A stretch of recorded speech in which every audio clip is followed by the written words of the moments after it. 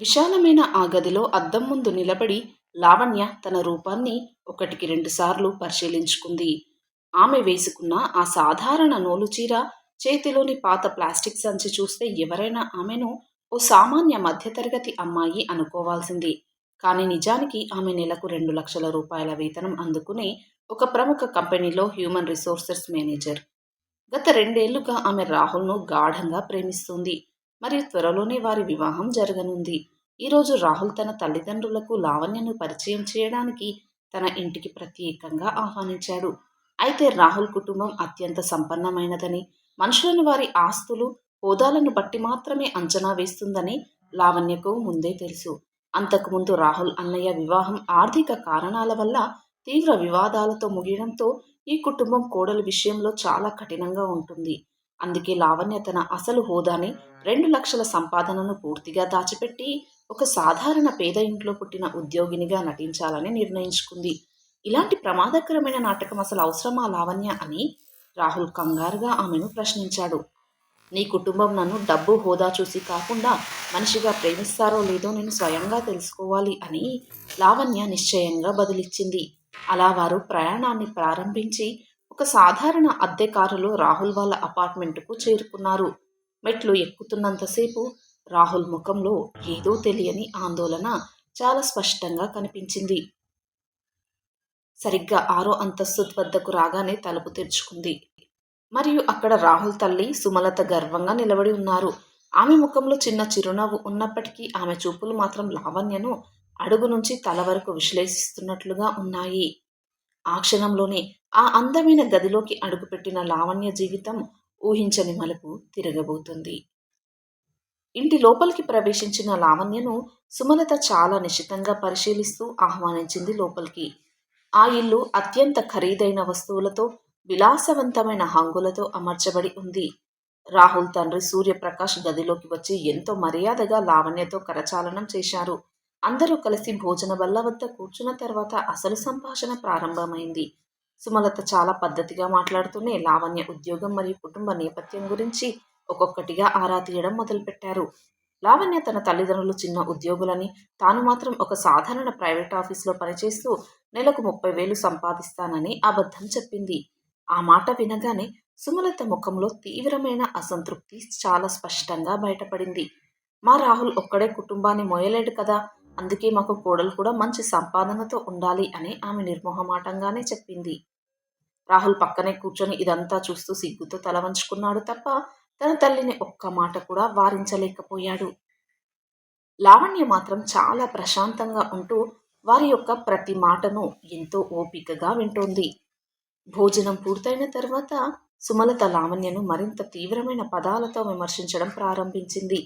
నీలాంటి తక్కువ సంపాదన ఉన్న అమ్మాయి మా స్థాయి కుటుంబానికి ఏమాత్రం సరిపోదు అని ఆమె నిర్మలమైన గళంతోనే పెద్ద దెబ్బ కొట్టింది.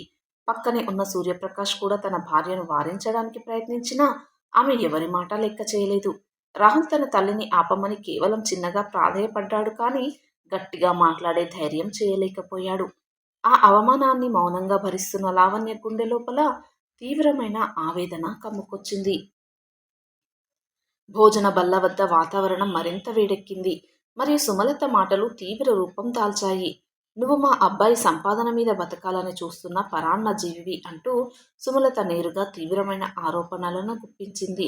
లావణ్య ధరించిన సాధారణ బట్టలను, ఆమె చేతిలోని పాత సంచిని చూసి సుమలత చాలా హేళనగా మాట్లాడింది. ఇలాంటి సామాన్య వస్తువులు వాడే నువ్వు మా ఇంటి గడప తొక్కడానికి కూడా అర్హురాలు కాదు అని సుమలత అవమానించింది. రాహుల్ తన తల్లి వైపు చూస్తూ అమ్మా చాలు ఇక ఆపు అని కేవలం బ్రతిమలాడుకునే ప్రయత్నంతో మాత్రమే చెప్పాడు. కానీ సుమలత మాత్రం ఆపకుండా లావణ్యను ఒక నిరుపేద, బాధ్యతారహితమైన అమ్మాయిగా ముద్ర వేయసాగింది. రాహుల్ మౌనంగా ఉండిపోవడాన్ని చూసిన లావణ్య గుండె చెదిరిపోయింది. జీవితంలో కష్టకాలం వచ్చినప్పుడు తనను రక్షించాల్సిన భాగస్వామి ఇలా నోరు మెదపకుండా ఉండడం ఆమెను తీవ్రంగా కలచివేసింది. నువ్వు ఒక మగాడిగా నా కోసం నిలబడకపోతే ఇక నాకేం రక్షణ ఇస్తావు అని లావణ్య మనసులో కుమిలిపోయింది. సుమలత మాటల్లోని కఠినత్వం శృతిమించి లావణ్య ఆత్మగౌరవాన్ని పూర్తిగా దెబ్బతీసే స్థాయికి చేరుకుంది. ఆ గదిలో ఉన్న నిశ్శబ్దం అందరిలోనూ ఒక తెలియని ఉత్కంఠను రేకెత్తిస్తుంది. లావణ్య తన సహనాన్ని కోల్పోకుండా చాలా ప్రశాంతంగా తన కుర్చీలోంచి లేచి మెల్లగా లేచింది. ఆమె కళ్ళల్లో ఇప్పుడు ఎలాంటి భయం లేదు. కేవలం తనను తాను నిరూపించుకోవాలని పట్టుదల స్పష్టంగా కనిపిస్తుంది. అక్కడున్న ప్రతి ఒక్కరి గుండె వేగం పెరిగింది. ఇప్పుడు లావణ్య ఏం చేయబోతుందోనని అందరూ ఉత్కంఠగా ఎదురుచూస్తున్నారు. ఆ నిశ్శబ్దాన్ని ఛేదిస్తూ లావణ్య తన పెదవులపై ఒక చిన్న చిరునవ్వును తెచ్చిపెట్టుకుంది. లావణ్య ఒక్కసారిగా గదిలోని అందరి వైపు చూసి చాలా ప్రశాంతమైన గళంతో మాట్లాడడం ప్రారంభించింది. మీరు నన్ను ఓ పేదరికపు అమ్మాయిగా భావించి ఇంతగా అవమానిస్తున్నారు కదా అని లావణ్య నిలదీసింది. నేను కేవలం 30,000 కాదు, ప్రతి నెలా దానికి 6 రెట్లు ఎక్కువగా 2,00,000 రూపాయలు సంపాదిస్తాను అని ఆమె ధైర్యంగా ప్రకటించింది.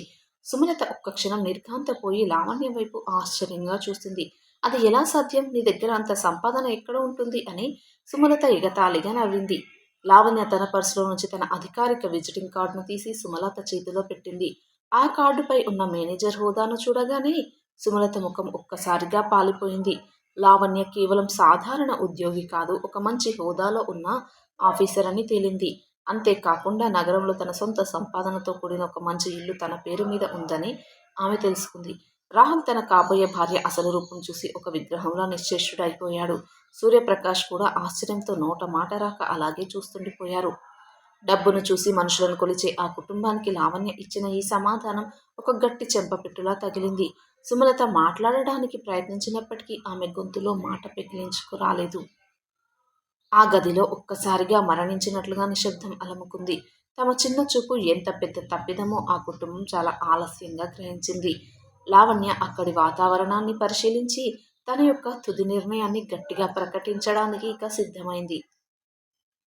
డబ్బు ఉందంటే నన్ను గౌరవిస్తామని, లేకపోతే కాలు కింద నొక్కుతామని మీరు నిరూపించారు అని లావణ్య ఆవేదన వ్యక్తం చేసింది. మనుషులను వారి సంపదతో కాకుండా వారి స్వచ్ఛమైన మనసుతో అంచనా వేయాలని మీకు ఇప్పటికీ అర్థం కాలేదు అని ఆమె స్పష్టం చేసింది. రాహుల్ ఆమె చేతులు పట్టుకుని క్షమాపణలు చెప్పడానికి ఆతృతగా ముందుకు వచ్చాడు. లావణ్య, నన్ను క్షమించు, నాకు అసలు నిజం తెలియదు అమ్మ ఇలా చేస్తుందని అంటూ రాహుల్ కన్నీళ్లతో ప్రాధేయపడ్డాడు. కానీ లావణ్య మాత్రం అతని వైపు నిబ్బరంగా చూసి తన చేతిని సున్నితంగా వెనక్కి లాక్కుంది.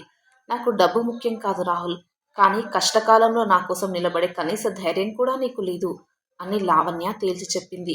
తల్లి భయంతో తనను కాపాడుకోలేని పిరికి మగవాడితో జీవితాన్ని పంచుకోవడం వ్యర్థమని ఆమె గట్టిగా నిర్ణయించుకుంది.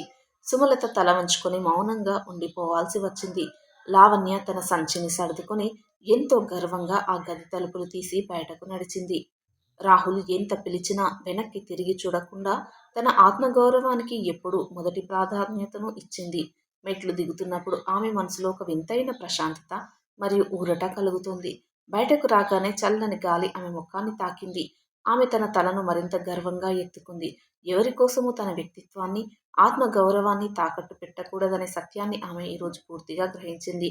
కన్నీళ్లను వెనక్కి నెట్టి విజయవంతమైన తన నిజమైన ప్రపంచంలోకి లావణ్య చిరునవ్వుతో అడుగుపెట్టింది. మరి లావణ్య తీసుకున్న నిర్ణయం సరైనదే అంటారా? మీ విలువైన అభిప్రాయాన్ని తప్పక కామెంట్స్లో తెలియజేయండి. అలాగే వీడియో నచ్చితే ప్లీజ్ లైక్ చేసి సబ్స్క్రైబ్ చేసుకోండి. Thanks for watching.